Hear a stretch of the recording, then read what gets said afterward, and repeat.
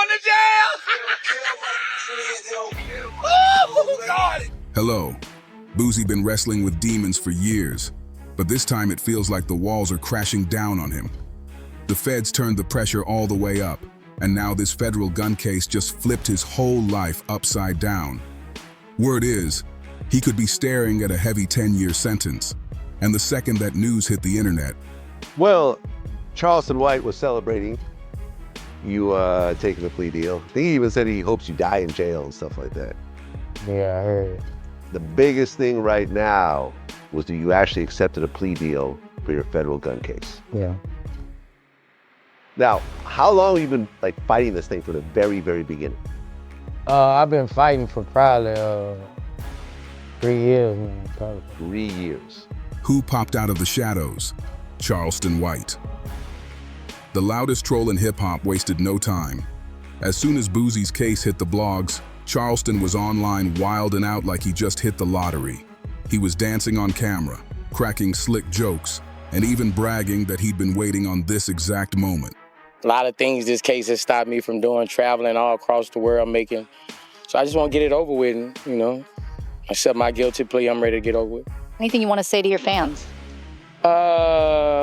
Just say a prayer for them. I just need prayer. I don't need nothing else. Cold move. But that's Charleston. He feeds off chaos. And this right here was like his Super Bowl. The twist is, Boozie had already hinted earlier this year that he was tired of fighting. He told fans he was ready to cop a plea if the feds picked the case back up. He said he was trusting God, but you could see the stress eating him alive. Boosie going to jail. Oh, God. Oh, God is good. I keep telling y'all, street ain't got no God. God do not look out for street. Boosie really thought he wasn't going to jail for that film. I knew he was going. He going to jail. All that newborn baby. Boosie won't get to see that newborn baby till that baby be walking and talking. Boosie going to jail. Don't forget, this same gun charge got dismissed once before back in 2023. At that point, everybody thought Boozie was finally free to focus on his family, his music, and just staying low-key. But the feds never forget. By 2024, they circled back, brought the same charge again, and slapped him with another indictment. This time, the pressure broke him down. He admitted he was done wasting energy in court. But the feds picked it up. Now, it was a state case. The feds came, picked it up. They had a ruling in the Supreme Court that went in my favor, and the case got dropped by the judge. The case got dropped. On X, Boozie straight up said he believed God don't make mistakes, and he was finally ready to accept his fate. And that post wasn't just words.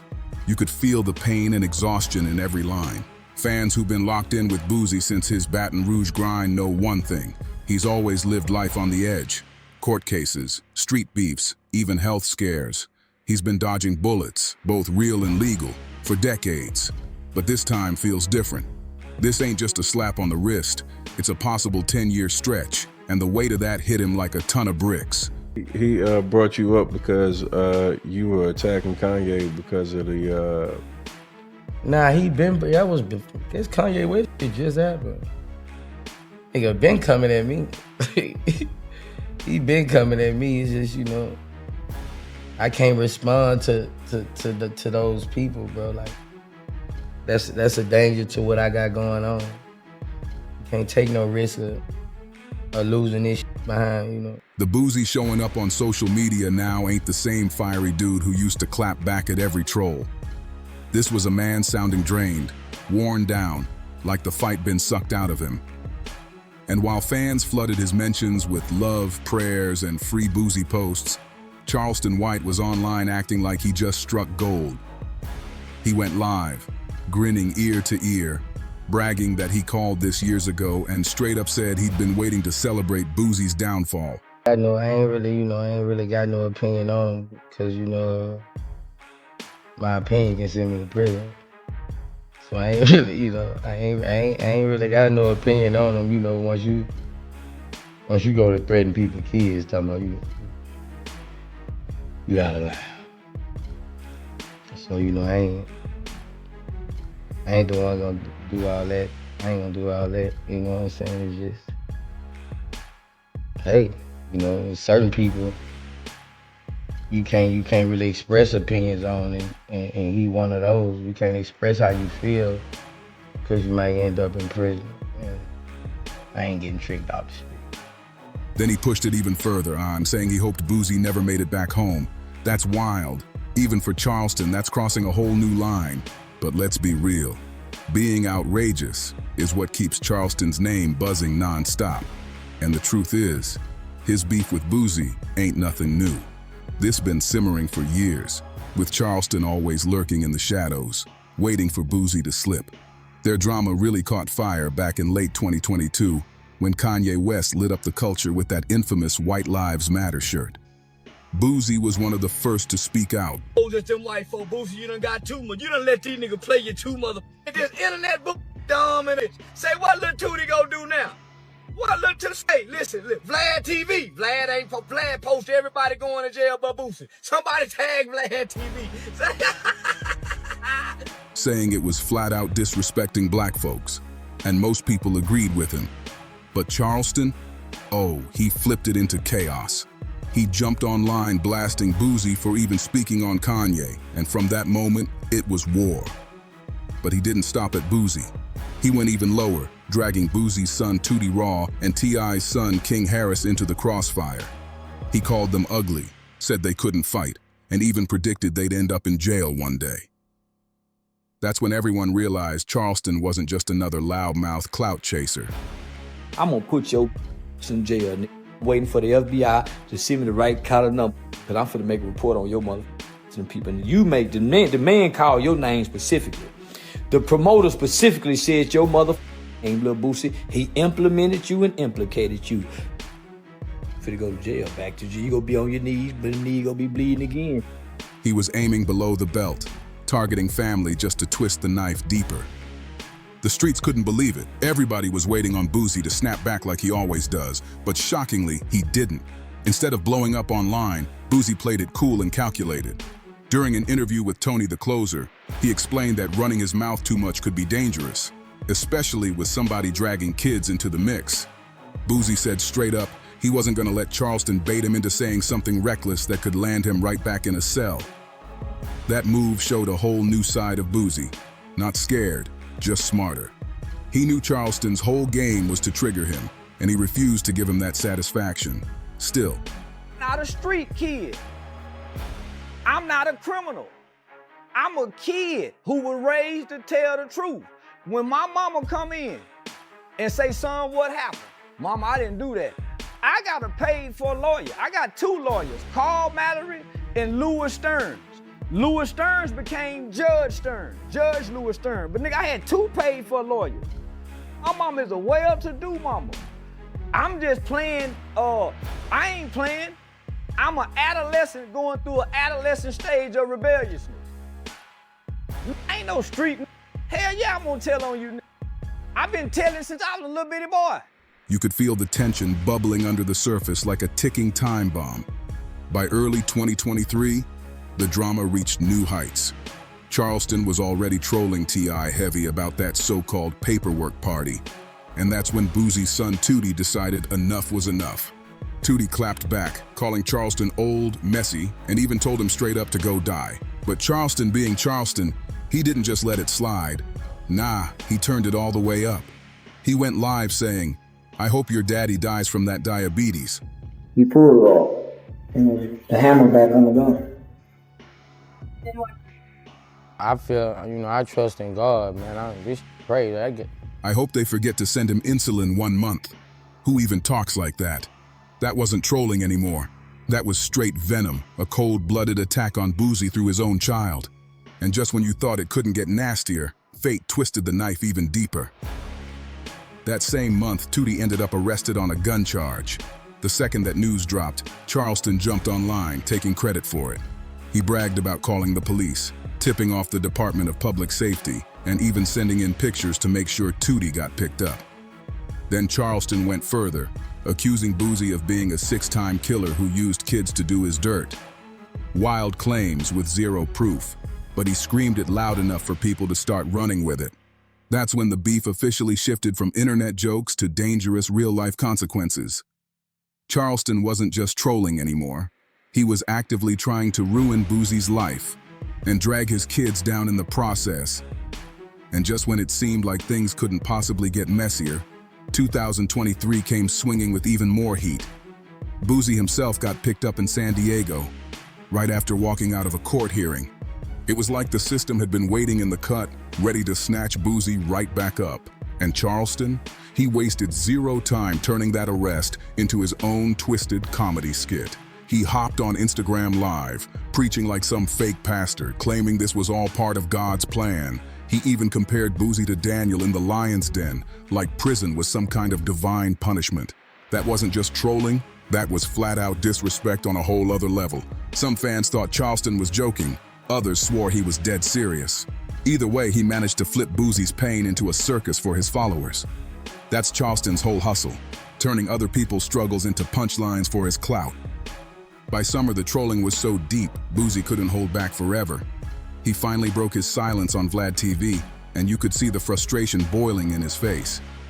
Boozie admitted he didn't even want Vlad interviewing Charleston, especially after those nasty comments about Tootie. But once again, Boozie stressed he wasn't scared of Charleston.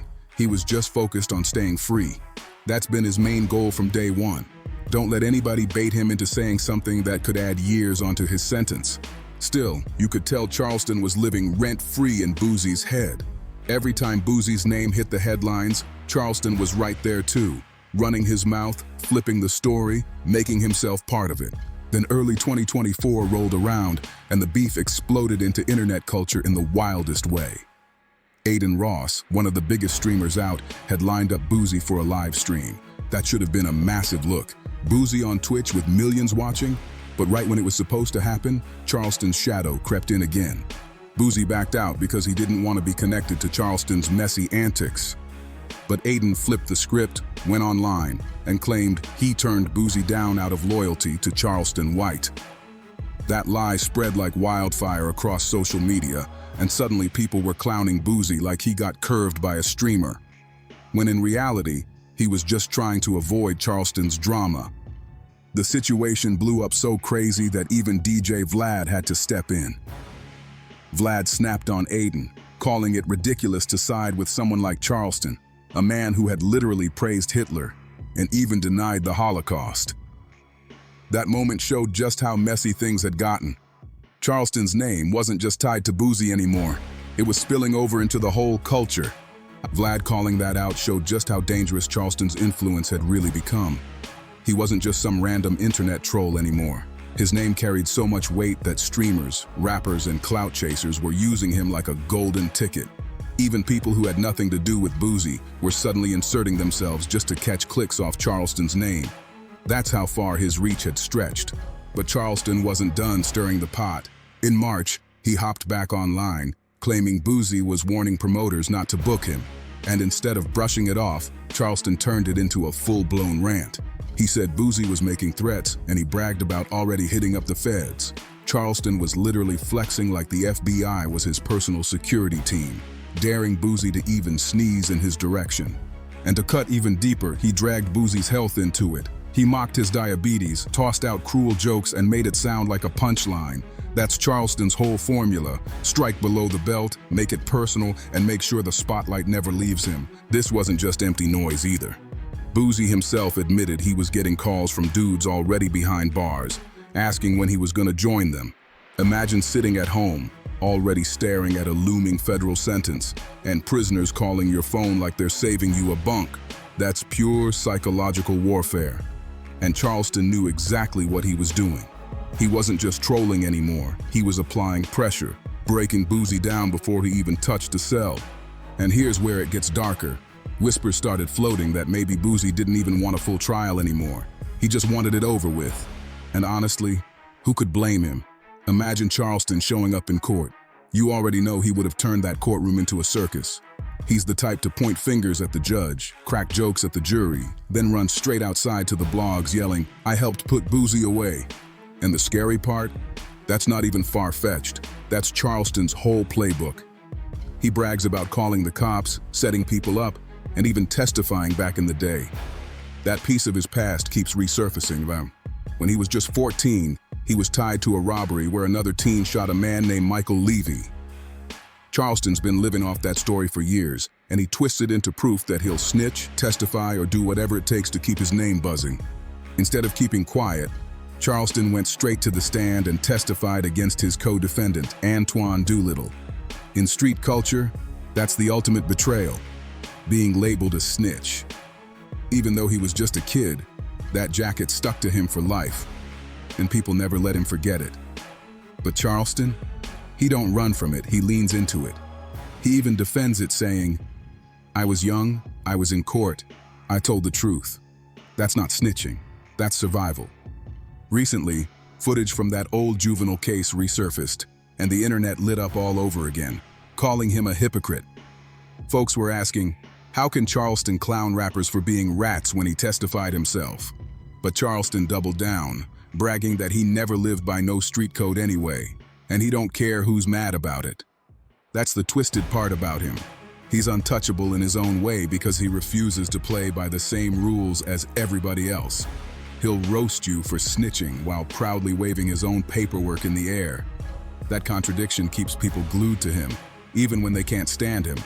So when you put it all together, Boozie's plea deal, his drained demeanor, the non-stop internet rumors, and Charleston's never-ending circus, it makes sense why Boozie just wanted to skip the trial and take the plea. The last thing he needed was Charleston turning the courtroom into his own stage show. Boozie wasn't running from the law. He was running from the chaos Charleston was itching to bring inside those walls. That's what makes this beef cut deeper than simple trolling. It's personal, it's messy, and it's costing Boozie his peace of mind. When word broke that Boozie was leaning into the plea deal, Charleston popped up online louder than ever. To him, this wasn't just another rapper slipping. This was karma, plain and simple. He went live bragging that everything he'd been saying for years had finally come true. All the trolling, all the insults, all the times he said Boozie would crash out. In Charleston's eyes, this was the final stamp of validation. He acted like the streets handed him a trophy for being right all along. That's why Charleston's celebrations cut so deep. Boozie hadn't even processed his own reality, and here comes Charleston, dancing on his downfall like it was a holiday party. He even said straight up that he'd been waiting on this exact moment, like he preyed on Boozie ending up behind bars again.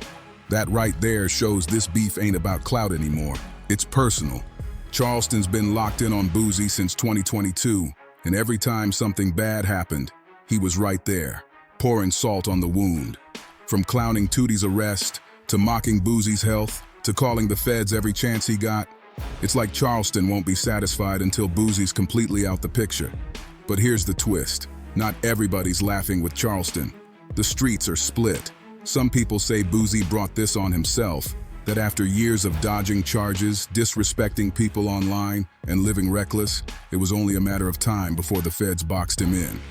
To some people, Charleston ain't doing nothing but saying out loud what others been whispering for years. But then there's the other side, the ones who ride with Boozie heavy. To them, he's a survivor, a man who's crawled through hell and still managed to keep pushing. Those fans don't see Charleston as a truth teller at all. They see him as a straight-up hater obsessed with tearing another black man down. That's the debate buzzing everywhere right now, in barbershops, on podcasts, across comment sections.